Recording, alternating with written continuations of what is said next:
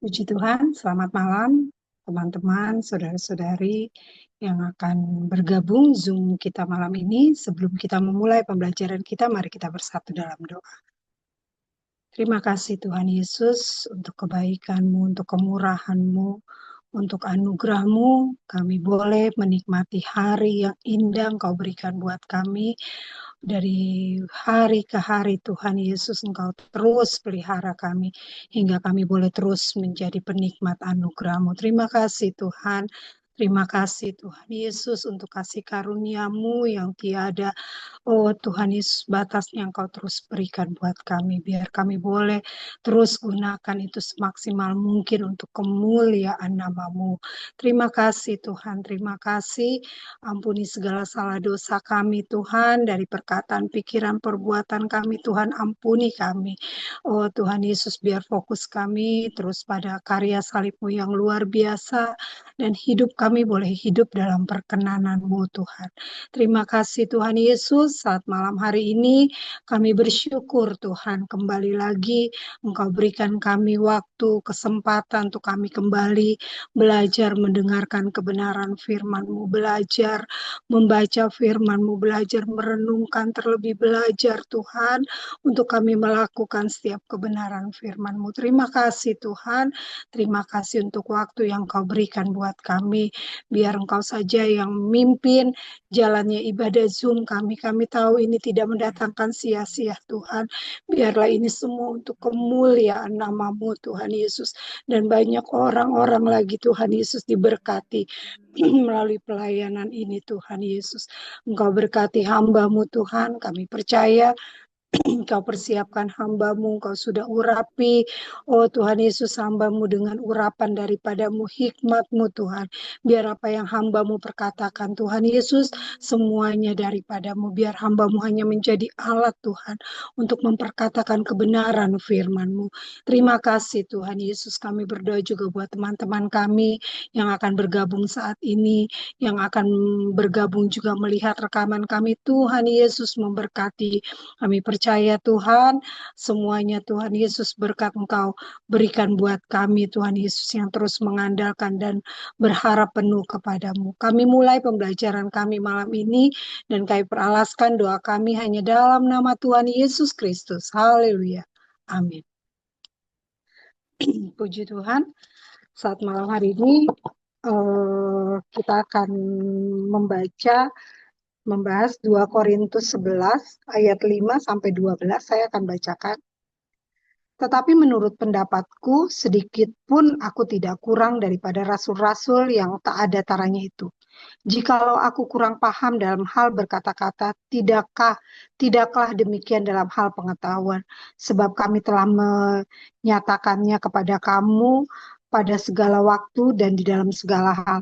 Apakah aku berbuat salah jika aku merendahkan diri untuk meninggikan kamu, karena aku memberitakan Injil Allah kepada kamu dengan cuma-cuma? Jemaat-jemaat lain telah kurampok dengan menerima tunjangan dari mereka supaya aku dapat melayani kamu. Dan ketika aku dalam kekurangan di tengah-tengah kamu, aku tidak menyusahkan seorang pun, sebab apa yang kurang padaku dicukupkan oleh saudara-saudara yang datang dari Makedonia. Dalam segala hal aku menjaga diriku supaya jangan menjadi beban bagi kamu dan aku akan tetap berbuat demikian. Demi kebenaran Kristus di dalam diriku aku tegaskan bahwa kemegahanku itu tidak akan dirintangi oleh siapapun di daerah-daerah Akaya. Mengapa tidak? Apakah karena aku tidak mengasihi kamu? Allah mengetahuinya. Tetapi apa yang kulakukan akan tetap kulakukan untuk mencegah mereka yang mencari kesempatan guna menyatakan bahwa mereka sama dengan kami dalam hal yang dapat dimegahkan. Gitu. Puji Tuhan, kita bersyukur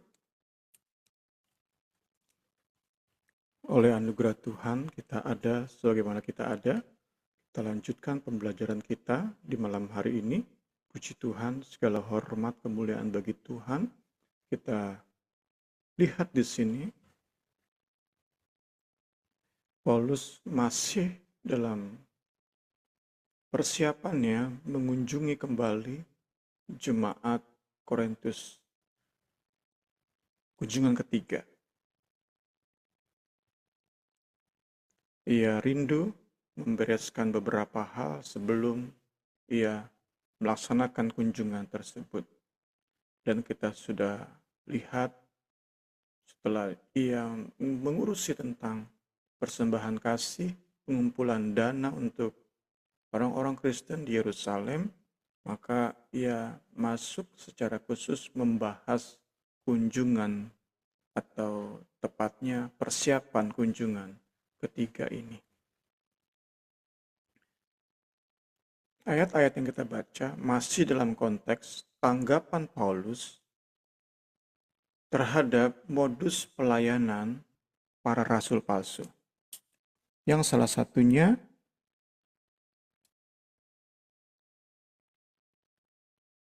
bagaimana mereka suka membandingkan diri dengan Rasul Paulus, atau lebih tepatnya mereka menempatkan diri lebih tinggi dari Rasul Paulus, lebih layak, lebih berotoritas daripada Rasul Paulus.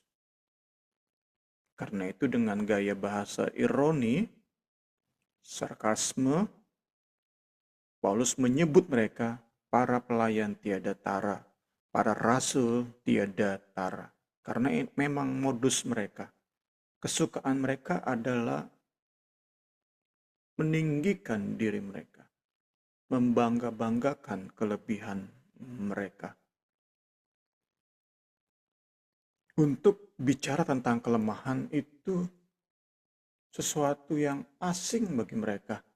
Sedapat mungkin mereka hindari. Tidak demikian Paulus. Banyak hal ia bisa banggakan.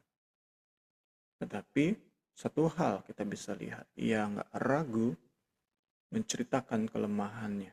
Bahkan ia katakan ia bangga dalam kelemahannya karena di dalam kelemahan dirinya kuasa Allah menjadi nyata. Puji Tuhan. Puji Tuhan. Kita masih lihat pendahuluan.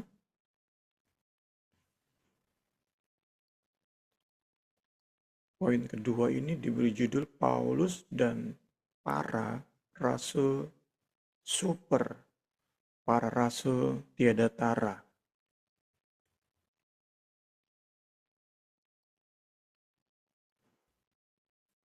Di ayat 5 dan 6 kita di pendahuluan ayat 5 dan 6 dulu, nanti baru ayat 7 sampai 12. Kita bahas dulu ayat 5 sampai 6. Di sini Rasul Paulus mengawali dengan pernyataan bahwa ia nggak kalah dengan mereka.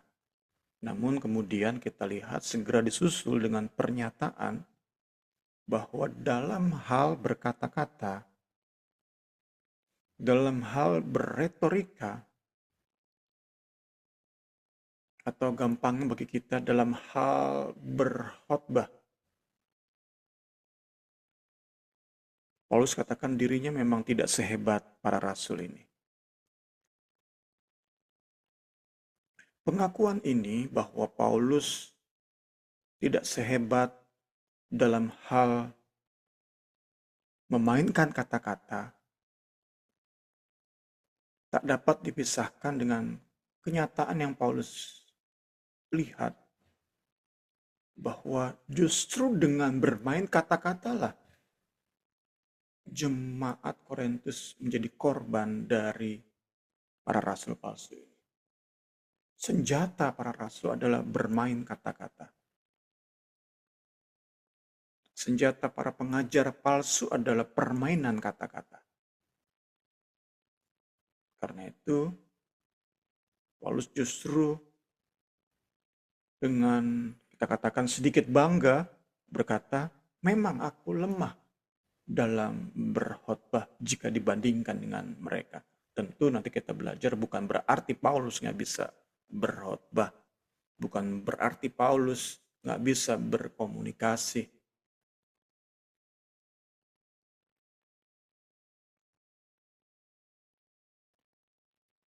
Setelah ia berkata ia kalah dalam hal berkata-kata, Paulus selanjutnya Di ayat 6 masih katakan bahwa dalam pengetahuan ia berani diadu. Karena itulah kesimpulannya, aku nggak kalah dibandingkan para rasul palsu. Karena bagi Paulus pengetahuan lebih penting, merupakan faktor yang lebih menentukan dalam kesuksesan, keberhasilan pelayanan, dalam kesejatian pelayanan.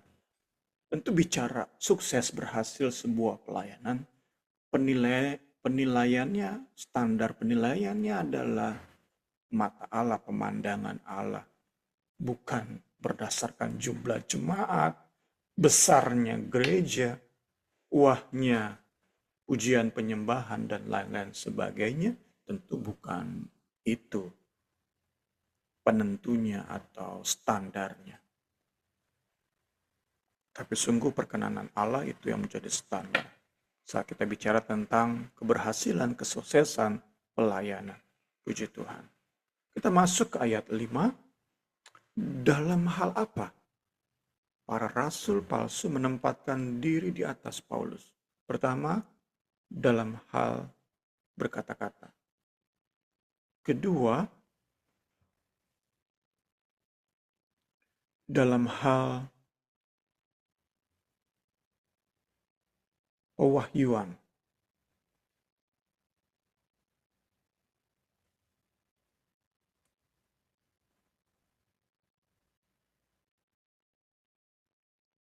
Dan penglihatan. Pewahyuan dan penglihatan. Kita lihat satu ayat. Saya terpaksa membanggakan diri walaupun itu tidak ada gunanya. Sekarang saya melanjutkan dengan penglihatan dan pengetahuan tentang hal-hal rohani yang Tuhan nyatakan kepada saya. Jadi dalam dua hal, kita sudah belajar juga 2 minggu lalu, dua hal. Di mana para rasul mengatakan kami lebih hebat dari Paulus dalam hal berkhotbah, berretorika. Retorika itu kemampuan bermain kata-kata sehingga si pengkhotbah bisa memainkan emosi pendengar. Baik dengan intonasi yang naik turun, penekanan-penekanan di tempat-tempat tertentu, di poin-poin tertentu, penggunaan kalimat yang sangat puitis, dengan rima-rima yang indah, pemilihan kata yang tepat. Itulah retorika, kemampuan berkhotbah sedemikian rupa sehingga bisa mempengaruhi emosi pendengar. Dalam hal tersebut, Paulus katakan, aku memang kalah. Tetapi tentang pengetahuan, bahkan tentang penglihatan, Paulus katakan, Paulus ingin bilang, seperti Paulus ingin bilang, aku nggak kalah, ayo adu. Itu yang bisa kita belajar.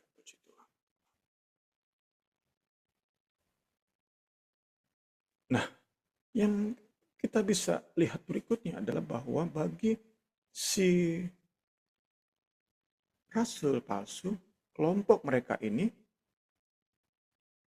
dua hal ini merupakan hal yang penting banget. Karena itu mereka gembar-gembor.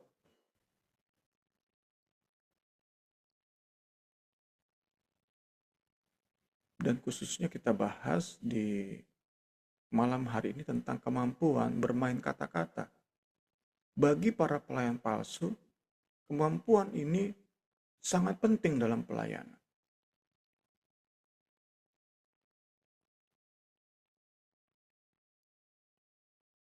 Nah, kita bisa bawa kepada zaman kita hidup. Gereja akhir zaman. Kita saat mengadakan survei contohnya kepada seluruh orang Kristen di Indonesia.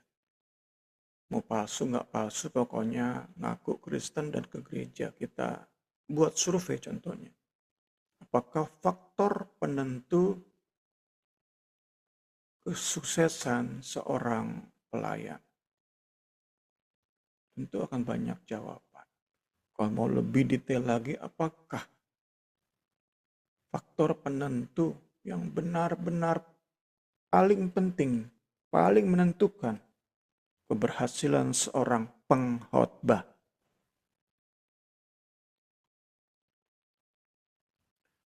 Nah, akan terlalu banyak jawaban. Saya coba bawa contoh kepada orang-orang Kristen yang saat ini mungkin terpengaruh oleh filmnya Song Hye Kyo, film yang sedang tayang, Dark Nuns. Karena pengaruh film ini, mungkin ada sebagian orang Kristen menjawab, paling penting seorang pengkhotbah adalah kemampuan mengusir setan. Terinspirasi oleh filmnya Song Hye Kyo. Nah, itu kan memberi kita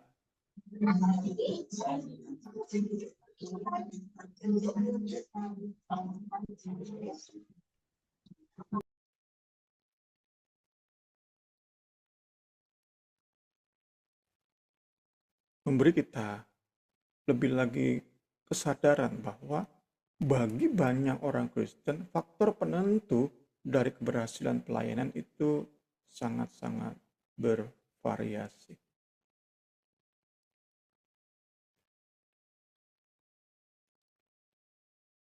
Ini yang kita bisa dapat di bagian ini. Jadi pada prinsipnya, para rasul palsu menyebut diri lebih pantas melayani, lebih pantas mengajari jemaat Korintus daripada Paulus karena mereka lebih menguasai ilmu berkata-kata, ilmu berkhotbah, ilmu berretorika, kita perluas ilmu berfilsafat. Nah, kita sudah baca ayatnya tadi, dengan terpaksa Paulus kemudian gunakan 2 Korintus ini, pasal 11 ini untuk menyebut dirinya sesungguhnya lebih pantas dari mereka. Sebagai rasul, Paulus nyatakan bahwa ia sama sekali nggak kalah dengan mereka. Dan poin yang terpenting, poin yang Paulus tonjolkan bukannya penglihatan, bukannya kemampuan berkhotbah, tetapi yang Paulus tonjolkan adalah, kita sudah sering bahas, penderitaannya. Itu yang Paulus tonjolkan.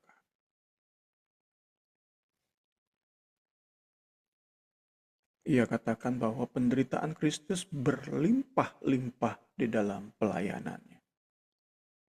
Paulus katakan dalam pelayanannya ada tanda atau cap, stempel, salib Kristus dibuktikan dengan penderitaan yang begitu menyatu dengan pelayanannya. Puji Tuhan. Puji Tuhan. Kita lihat ayatnya. Sebab sama seperti kami mendapat bagian berlimpah-limpah dalam pelayanan Kristus, dalam kesengsaraan Kristus, demikian pula oleh Kristus kami menerima perhiburan berlimpah-limpah. Kita lihat bagaimana Paulus mengawali 2 Korintus ini dengan menyebut bahwa dalam pelayanannya, cap penderitaan Kristus, cap salib Kristus, itu nyata dalam pelayanan Paulus. Puji Tuhan. Kita masuk ke ayat 6. Setelah di ayat 5, Paulus menyatakan diri berani diadu dengan para rasul tiada tara. Selanjutnya Paulus menunjuk pada area tertentu, kategori tertentu di mana ia memang kalah, inferior dibandingkan para rasul palsu. Para rasul tiada tara, para rasul super. Paulus berkata bahwa ia tidak ahli dalam berkata-kata. Itu di ayat 6. Dan dengan demikian, Paulus, mengakui keunggulan para rasul palsu dalam hal ini. Tetapi selanjutnya, Paulus lanjutkan tentang area yang sesungguhnya lebih penting dalam pelayanan PB. Paulus nyatakan bahwa ia sama sekali nggak kalah dengan mereka. Dalam hal apa? Dalam hal pengetahuan kebenaran Injil. Jadi kita lihat di sini dalam hal berkata-kata, Paulus mengakui ketidakahliannya. Not a trained speaker. Ia mengakui ketidaklihayannya dalam bermain kata-kata. Khususnya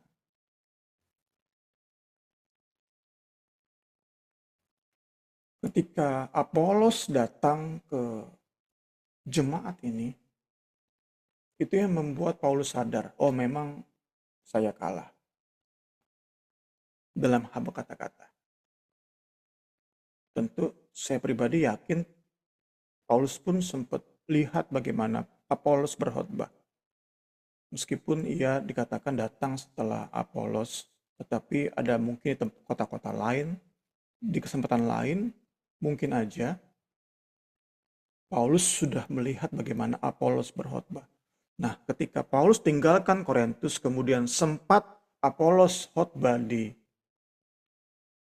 Korintus, jemaat Korintus segera dengan mudahnya ambil kesimpulan dalam berkhotbah Paulus itu kalah dibandingkan dengan Apolos. Nah, titik ini yang mudah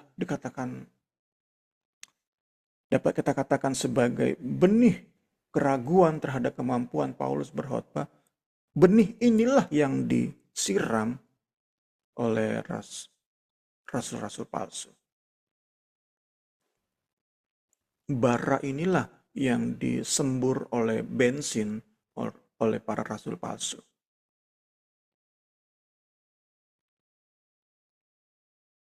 Apolos jelas seorang pelayan sejati. Kita sepakati. Ia seorang pengkhotbah handal, ia seorang ahli berretorika. Kita bisa perluas, ia seorang ahli dalam berfilsafat.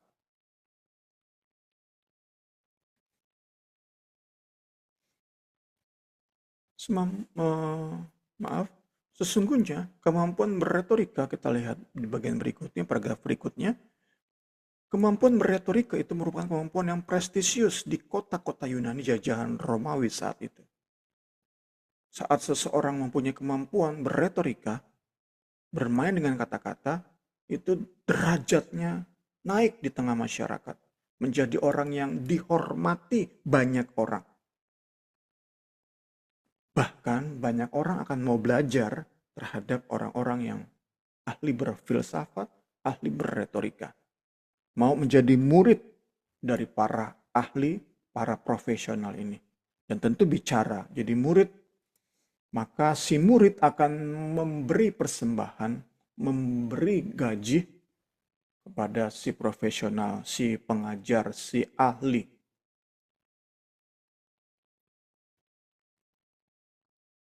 Saya dapat tafsirkan bahwa para rasul palsu ini kemampuan mereka berretorika itu nggak kalah dengan filsuf-filsuf Yunani yang standar saat itu. Ya mungkin setara dengan Apolos. Karena itu Paulus menyebut mereka profesional. Sedangkan Paulus menyebut dirinya untrained, awam, nggak profesional dalam hal bermain kata-kata.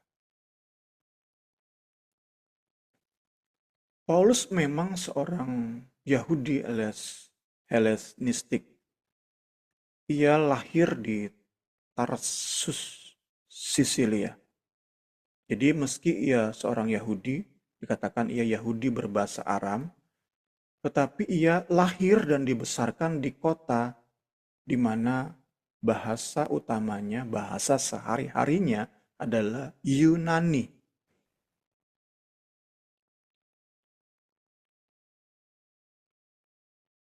Jadi tentang berbahasa Yunani, meski ia seorang Yahudi,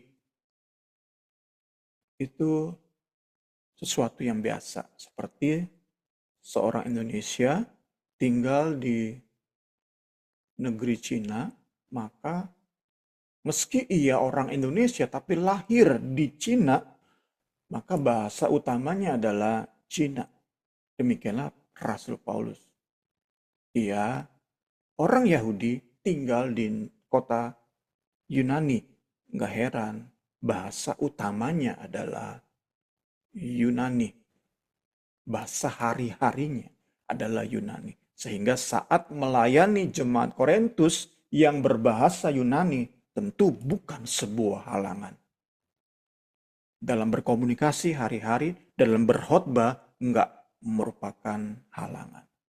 Namun demikian, meskipun demikian, Paulus katakan dalam retorika, dalam berkhotbah, mengaduk-ngaduk emosi jemaat, Paulus katakan, aku enggak ahli. Dalam berfasih lidah, Paulus katakan, aku enggak fasih. Aku nggak profesional, untrained, tidak terlatih di situ. Jadi ingin Paulus katakan, aku nggak mau menempatkan diri setara dengan para filsuf Yunani saat itu. Nah, saya ingin memperdalam lagi di bagian ini. Saat bicara tentang kemampuan berkata-kata, bermain kata-kata, saya teringat kepada seorang guru filsafat yang paling viral di Indonesia, Bapak Rocky Gerung. Saat kita nonton beliau, khususnya saat beliau berdebat, itu kita bisa lihat bagaimana beliau memainkan kata-kata. Sehingga bisa mempermainkan emosi lawan debat. Langsung saya bawa kepada pengkhotbah modern.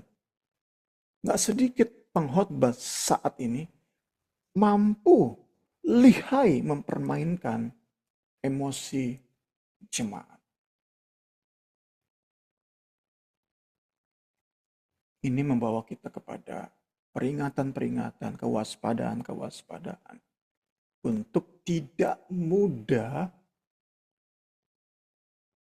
percaya, menerima sepenuhnya hanya karena pengkhotbah yang kita dengar itu mampu meyakinkan kita sedemikian rupa. Mampu menghook seperti ikan memakan kail. Kita harus tahu bagaimana. Cukup lihai untuk melihat konten dari khotbah. Konten dari penyampaian. Kita bisa belajar saat memperhatikan Pak Rocky Gerung. Apa kontennya? Jangan kita terkagum hanya sebatas pada kemampuan bermain kata-katanya. Kita lihat pengkhotbah sekarang. Kontennya apa? Ngajak jemaat fokus pada Kristus enggak? Atau fokus pada kebaikan diri, pada disiplin rohani, mengajak fokus pada salib Kristus enggak? Itu yang kita mau belajar di bagian ini.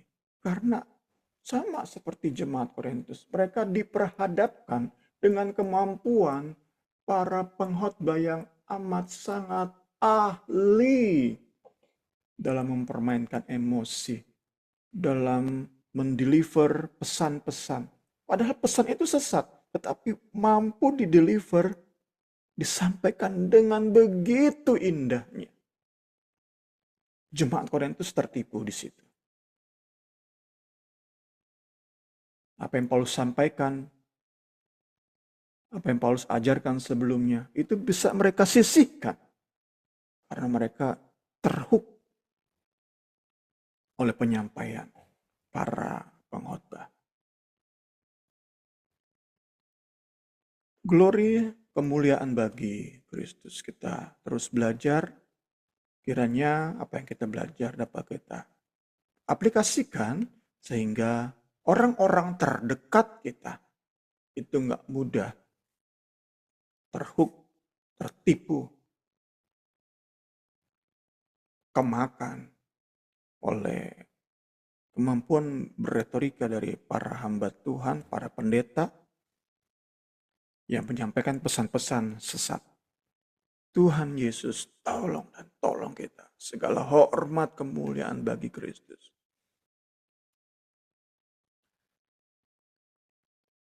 Kita lihat, tadi sudah saya singgung, Paulus jago bahasa Yunani, tetapi kurang jago dalam berkata-kata. Namun demikian, diingatkan juga di paragraf berikutnya bahwa bukan berarti Paulus itu a poor speaker. Bukan berarti dia gagap.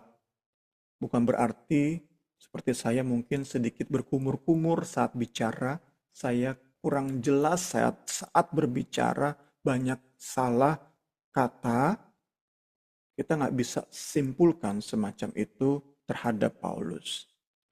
Paulus hanya katakan, aku nggak sehebat para rasul palsu dalam berretorika, dalam berkhotbah. Itu yang kita bisa dapat di bagian ini. Puji Tuhan. Nah, selanjutnya ke bagian kedua, atau kategori kedua dari yang namanya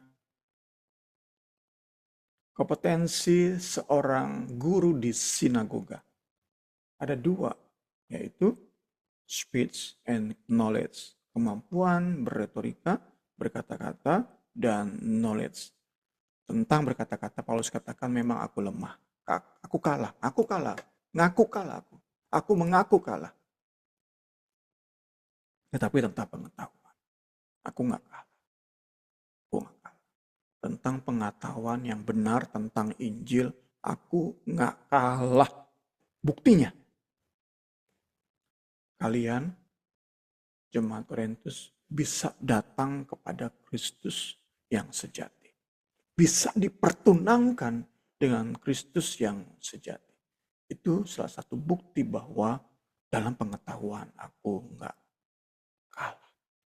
Paulus mengingatkan kepada 6 atau 7 tahun lalu ketika ia pertama kali datang ke kota Korintus menginjil di sana.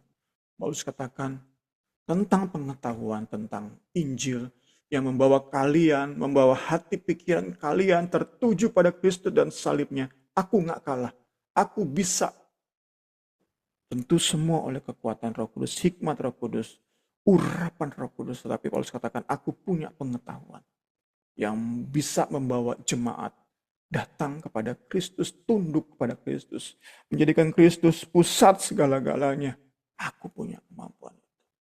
Puji Tuhan, puji Tuhan. Dan Paulus katakan ini lebih penting dari retorika. Haleluya, puji Tuhan. Karena waktu yang membuat kita akan lebih terburu-buru untuk kita melihat bagian berikutnya. Pendahuluan 2 Korintus pasal 11 ayat 7 sampai 12. Kita sambil lihat ayat-ayat kita, ayat 7 sampai 12. Kita lihat, tadi kita sudah baca di bagian awal. Masuk ke bagian ini, latar belakangnya adalah tipu muslihat, para rasul palsu. Bagaimana cara mereka untuk bisa selevel dengan Paulus, disandingkan dengan Paulus. Dan salah satu cara mereka adalah bagaimana supaya Paulus juga menerima PK dari jemaat Korintus, menerima upah pelayanan dari jemaat Korintus. Supaya mereka bisa selevel. Karena sejauh ini Paulus tolak PK. Mereka terima. Nah, supaya bisa benar-benar membandingkan diri dengan Paulus, mereka dengan tipu muslihatnya menghasut jemaat Korintus untuk memaksa Paulus supaya terima PK. Dengan demikian mereka bisa selevel dengan Paulus. Makin pede mereka untuk meninggikan diri di atas Paulus dengan berkata, kami lebih layak jadi rasul bagi jemaat Korintus. Kami lebih layak jadi guru bagi jemaat Korintus. Jadi ayat 7 sampai 12 Paulus tulis untuk menegaskan sikapnya nggak mau terima upah. Itu intinya, sambil kita baca, itu intinya. Paulus nggak mau terima upah. Tegaskan sikapnya sekali lagi.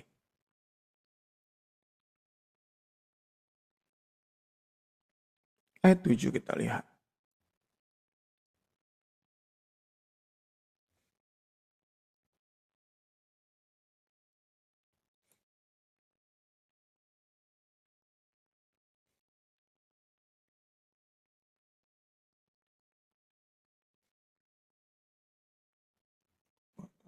Ya, kita lihat ayat 7. Ya, puji Tuhan. Sikap seorang guru, tadi kita sudah singgung. Seorang ahli berretorika, seorang ahli filsafat, maka muridnya ada. Bahkan mungkin yang lebih ahli, lebih banyak muridnya. Budaya sosial saat itu, murid-murid bayar guru, bayar para filsuf.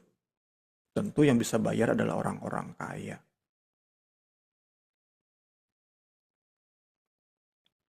Nah, kita lihat. Penolakan Paulus terima upah itu melanggar kebiasaan saat itu.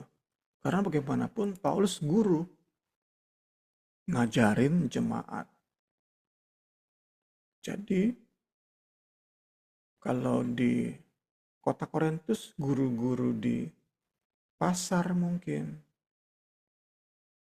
di tempat-tempat kuliah, seperti kita pernah singgung, di tempat kuliah Tiranus, Paulus guru di gereja. Seharusnya Paulus pun menurut budaya saat itu, kebiasaan saat itu, terima upah. Paulus seharusnya terima upah. Penolakan Paulus untuk terima PK itu bisa dianggap sebagai sikap merendahkan. Pertama, emangnya uang jemaat Korintus itu haram, kok nggak mau terima? Itu pertama kan. Kedua, saat Paulus berada di tengah-tengah jemaat ini yang adalah orang-orang kaya, tetapi Paulus itu tampak nggak bisa mencukupi kebutuhannya sehari-hari. Itu kan mempermalukan jemaat. Lu pada pelit ya? Pendeta lu susah banget tuh. Dia harus jadi tukang tenda. Itu pun kurang. Kita lihat jemaat-jemaat lain kurampok. Berarti ada posisi di mana meski Paulus udah ngerjain tenda, jual tenda, tetapi Paulus tetap kekurangan. Karena itu ia terima PK dari jemaat Makedonia.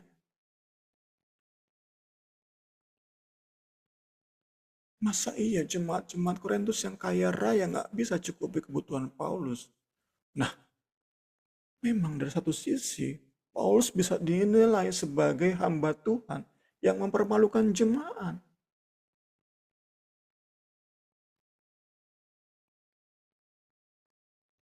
Kan kita sudah baca tadi di ayat 11. Mengapa tidak? Apakah karena aku tidak mengasihi kamu? Allah mengetahuinya. Allah menjadi saksi. Ya karena memang ada dua kemungkinan tadi. Apakah uang jemaat Korintus itu uang haram? Kok Paulus nggak mau terima? Apakah Paulus tega? Jemaat Korintus dibilang nggak tahu diri pendetanya sampai kerja keras. Itu pun masih kekurangan. Tetapi Paulus, kita lihat di bagian-bagian ini tetap pada keputusan.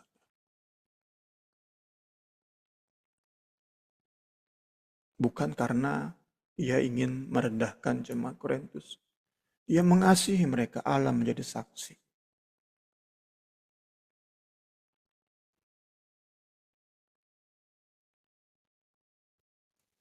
Karena itu kita dapati ayat 7-12 di bagian ini untuk Paulus jelaskan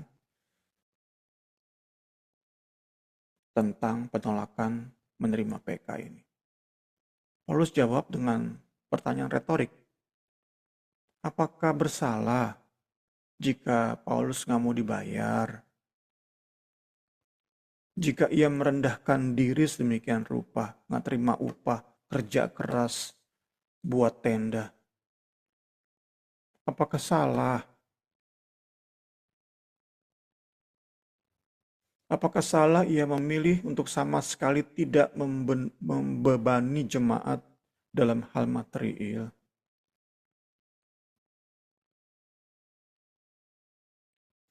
Memangnya dosa ya? Saya nggak terima PK dari kalian.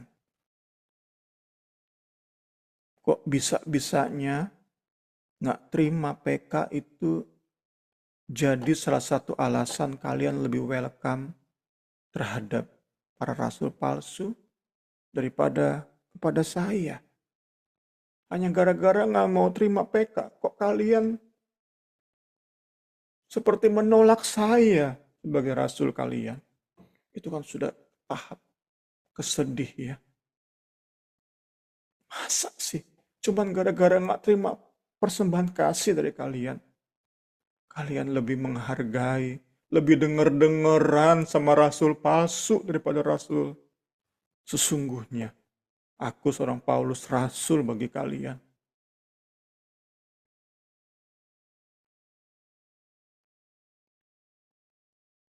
Paulus tegaskan, aku nggak mau berubah sikap. Nggak mau berubah sikap. Meskipun tadi ya, kondisinya nggak kondusif nih. Kondisinya serba nggak kondusif. Tapi Paulus tetap punya prinsip yang begitu. Wah, puji Tuhan. Puji Tuhan. Paulus katakan di bagian lain bahwa apa yang ia lakukan itu merupakan cerminan dari karya Kristus. Puji Tuhan, kita sudah pernah bahas ini. Karena kamu telah mengenal kasih karunia Tuhan kita Yesus Kristus, bahwa ia yang oleh karena kamu menjadi miskin, sekalipun ia kaya, supaya kamu kaya oleh karena kemiskinan. Demikian Paulus menjadi orang yang merendah supaya jemaat Korintus terima berkat-berkat rohani, terima kekayaan rohani, terima ikatan pertunangan dengan Kristus. Itu yang Paulus katakan di bagian awal, di ayat 7. Jika aku merendahkan diri untuk meninggikan kamu, aku beritakan Injil dengan cuma-cuma supaya kalian dipertunangkan dengan Kristus. Jadi memberitakan Injil dengan cuma-cuma itu Paulus merendahkan diri. Jemaat dipertunangkan dengan Kristus itu meninggikan kamu, meninggikan jemaat. Ayat 8.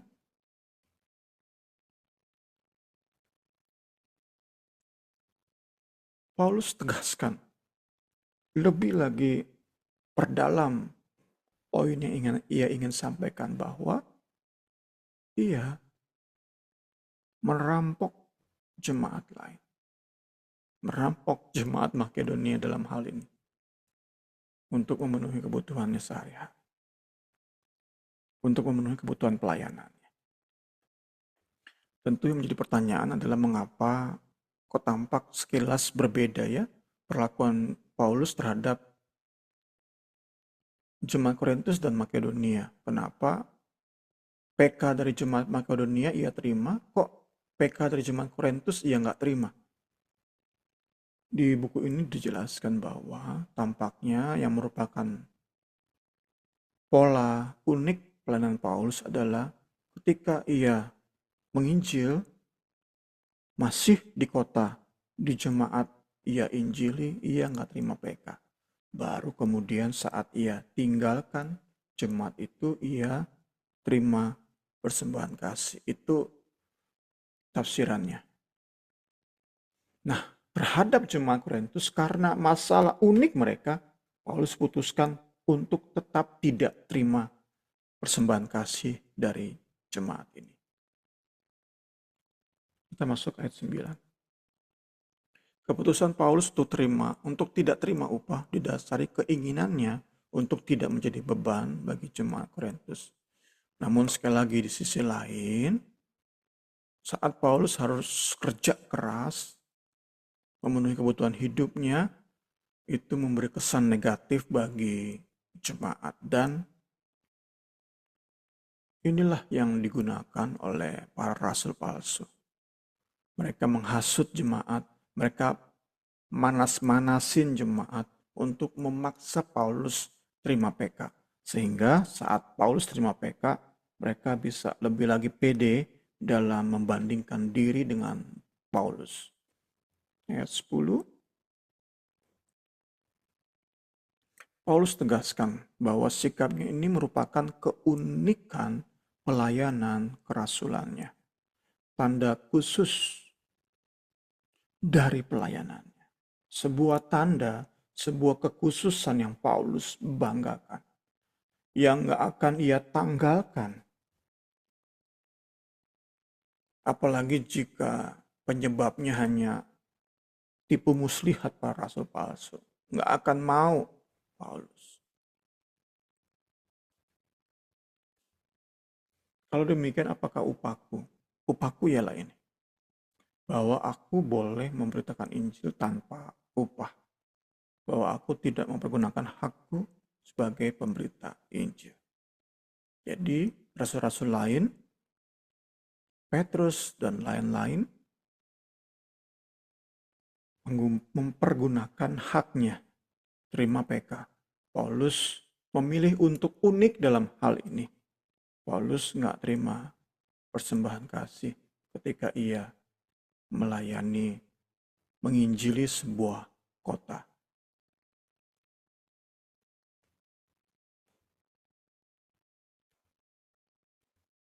Kita masuk ke ayat 11. Di ayat ini Paulus menegaskan bahwa pilihannya untuk tidak terima PK, persembahan kasih, itu bukan karena ia nggak mengasihi jemaat Korintus. Ia tegaskan. Ia tidak terima persembahan kasih bukan untuk merendahkan mereka, bukan untuk menghina mereka, bukan untuk memberi kesan negatif atas mereka. Paulus tegaskan. Allah menjadi saksi. Dan di ayat 12 sampai kepada kesimpulan. Paulus simpulkan. Ia memberikan alasan sesungguhnya.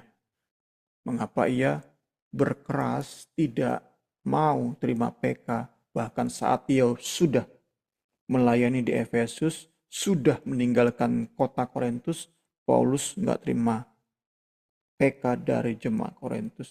Mengapa? Supaya para rasul palsu tidak memperoleh kesempatan untuk menyatakan bahwa mereka sama dengan Paulus dalam hal-hal yang dapat dimegahkan. Jadi, sesuai dengan judul dari bagian ini, dapat kita katakan Paulus sedang memperlemah posisi para rasul palsu ini. Supaya mereka nggak lebih punya bensin dalam meninggikan diri, menggembar-gemborkan pelayanan mereka. Ya tadi, karena Paulus punya keunikan yang nggak mereka miliki. Paulus nggak dibayar. Sedangkan mereka bayaran. Tuhan Yesus tolong kita mengerti bagian-bagian ini sehingga kita bisa lebih lagi menjalani kekristenan kita dengan lebih baik demi hormat kemuliaan nama Kristus. Silakan Ibu Rini. Puji Tuhan. Mungkin Pak Guru ada yang mau ditambahkan atau bertanya? Boleh. Ya, halo. Iya, Kedengeran Pak. Bu ya? Kedengeran? Iya, kedengeran. Ya, salam Pak Agam dan Bu Rini. Ya, saya Iya. menyoroti pembahasan bebas dari kita malam ini dengan dua hal. Yang pertama, bagaimana Rasul Paulus mau menegaskan posisi dirinya sebagai rasul, yang mana dalam konteks ini di Korintus ini dia berhadapan dengan false teachers, pengajar-pengajar palsu, penginjil-penginjil palsu. Jadi artinya dia berkali-kali dari pembahasan-pembahasan kita sebelumnya berkali-kali dia tegaskan bahwa dia melayani Tuhan apa adanya dan tujuan tertingginya adalah Kristus, bukan yang lain. Nah, kalaupun dia harus berhadapan dengan ada pengkhotbah-pengkhotbah yang layaknya orator seperti Apolos dan sebagainya yang ternyata orientasinya lain, tapi jelas terlihat berbeda ketika pengkhotbah yang diurapi urapan tertinggi dari Roh Kudus dengan pengkhotbah yang hanya berdasarkan pengetahuan, filsafat dan sebagainya yang ternyata mau menyeret jemaat dan terutama kita untuk zaman kini jauh dari Kristus dan justru malah lebih meninggikan manusia. Ya, ini salah satu contoh sekarang lagi merebak di Amerika adalah tentang kasusnya Joel Osteen. Joel Osteen ini sekarang lagi disorot karena dia luar biasa, kebaktiannya begitu luar biasa ya. Sekali kebaktian 16.000 orang di Houston.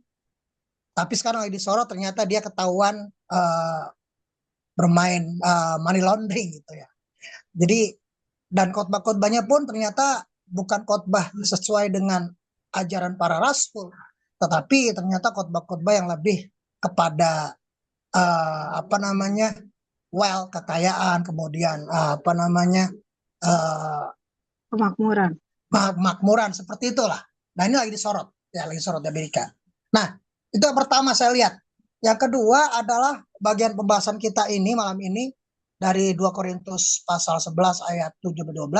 Kata kuncinya di ayat 7. Bagaimana Rasul Paulus mencoba memberikan sebuah pertanyaan. Yang dalam bahasa Inggrisnya gini, did I commit sin in humbling myself that you might be exalted because I preach the gospel of God to you free of charge? Apakah saya bersalah kalau aku mau merendahkan diriku dengan aku melayanimu supaya kamu ditinggikan di hadapan Kristus sebagai seorang penginjil dengan tanpa bayaran? Kalau saya melihat di sini sebagai sebuah satire sebenarnya. Kita tahu bahwa Rasul Paulus dalam konteks ini dia berhadapan dengan banyak pembicara-pembicara atau khotbah-khotbah yang memasukkan filsafat Helenisme. Pak Gem tadi udah bahas Helenisme Yunani. Dan Rasul Paulus yang karena memang pengetahuannya juga dulunya masa kecil, masa mudanya dia adalah murid kelas khususnya Gamaliel. Jadi soal-soal gitu sebenarnya dia tahu lah. Dia tahu, tapi dia tidak mau mencampurkan terlalu banyak filsafat-filsafat dunia. Entah itu Gnostik kayak Helenisme kayak apapun. Dan di sini kita lihat bagaimana Rasul Paulus luar biasanya terus meninggikan firman Tuhan, firman Kristus dan diurapi Roh Kudus. Itu yang penting. Nah, ini menjadi penting buat kita bahwa siapapun hamba Tuhannya, siapapun pendetanya, siapapun pembicaranya, apapun yang dikhotbahkan, kalau tidak benar-benar kuasa Injil, bagaimana Kristus dengan kematian, kebangkitan, dan juga kenaikan ke surga, lalu menegaskan bahwa manusia berdosa harus bertobat, lalu perlunya keselamatan dalam Kristus yang mutlak dan perlu pimpinan Roh Kudus, tapi kemudian diputar balik dengan filsafat sekarang yang sekarang lagi ramai, misalnya LGBT lah, kemudian filsafat apapun, itu jelas itu sudah salah. Artinya mau gereja kayak mau siapapun kayak salah. Dan yang ketiga, kita harus mengapresiasi bukan hanya Mbak Tuhan. Saya juga sangat kagum dengan penulis yang saya kagum itu Philip Yancey. Dia memang bukan pendeta, tapi dia tabatan teologi. Itu tulisan-tulisannya dianggap sebagai penulis penulis kekristenan yang masyhur untuk sekarang ini. Dan juga yang kedua adalah bagaimana kita melihat seorang motivator dan juga penginjil juga sutradara, juga banyak multi talent, yaitu Nick Fujikik ya, Nick Fujikik yang cacat tapi begitu jadi berkat bagi banyak orang.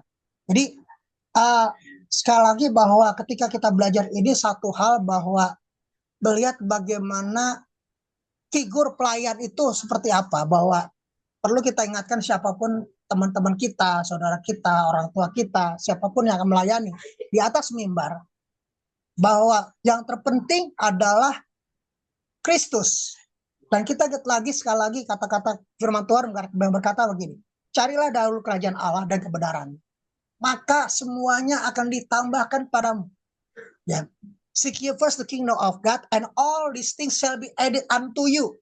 Gitu ya. Jadi artinya kerajaan Allah itu yang kita tinggikan.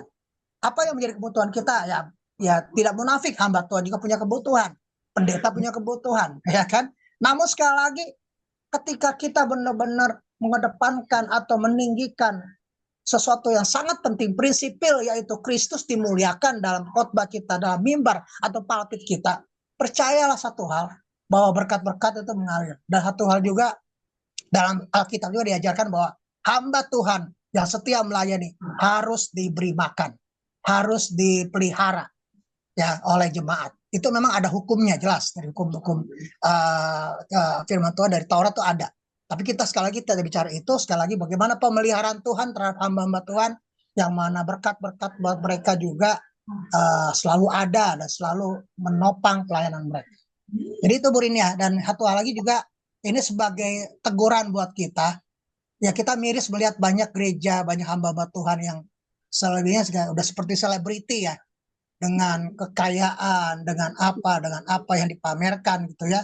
Itu yang menjadi miris buat kita, yang menjadi toksik ya, menjadi mirror kalau bahasanya Pak Agam, menjadi mirror dalam kekristenan ini yang merusak, yang menjadi toksik buat kekristenan, ketika banyak hamba Tuhan yang mempertontonkan diri dan kekayaannya ketimbang sekali lagi kemuliaan Kristus. Nah, biarlah malam ini menjadi teguran buat kita, buat saya juga, buat kita semua, bahwa melayani Tuhan sekali lagi yang utama dan terutama adalah meninggikan Kristus dan juga memuliakan Dia di dalam segala aspek hidup kita. Dan sekali lagi masalah berkat segalanya yang kita butuhkan, ya kita firman Tuhan sekali lagi, cari dahulu kerajaan Allah dan kebenarannya, maka semuanya akan ditambahkan. Puji Tuhan. Tuhan. Makasih Pak Guru untuk tambahannya. Mungkin Bung Semi ada tambahan lagi?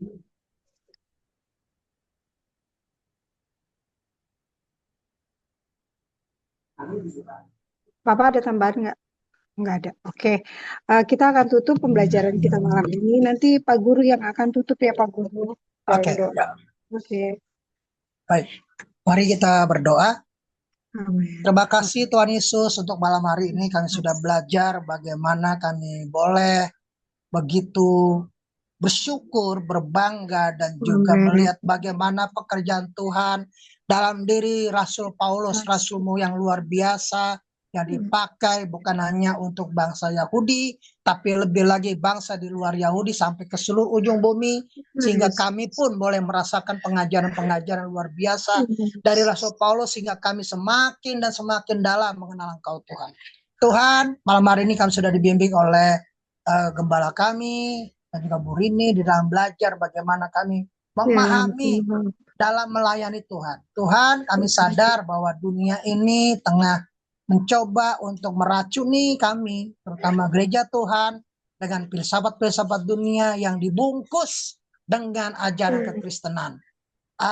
Biarlah Tuhan memberikan hati kami supaya lebih awas lagi Tuhan, biar kami terus tunduk kepada Roh Kudus, supaya kami boleh belajar untuk melihat bagaimana yang sempurna, yang sejati dalam ajaran yang kami lakukan pelayanan yang itu. Terima kasih Tuhan, terima kasih.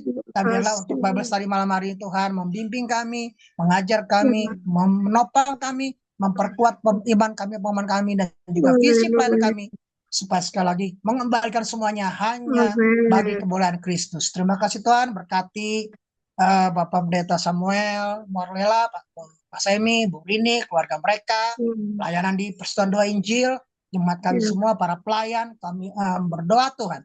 Kami serahkan semua kami dalam tangan Tuhan. Apapun yang Tuhan mau lewat Tuhan kami Tuhan. Perkembangan apa yang Tuhan mau apapun yang kami kerjakan, biarlah sungguh-sungguh atas kehendak Tuhan, dan Tuhan yang punya visi besar atas pelayanan. Terima kasih Tuhan, terima kasih. Nah, berdoa bersyukur sebentar kami mau istirahat, dan kami serahkan untuk waktu istirahat kami, sehingga esok hari kami bangun, kami bekerja, dan kami juga terus melayani Tuhan. Terima kasih Tuhan, terima kasih. Kami berdoa bersyukur dalam nama Tuhan Yesus. Haleluya. Amin.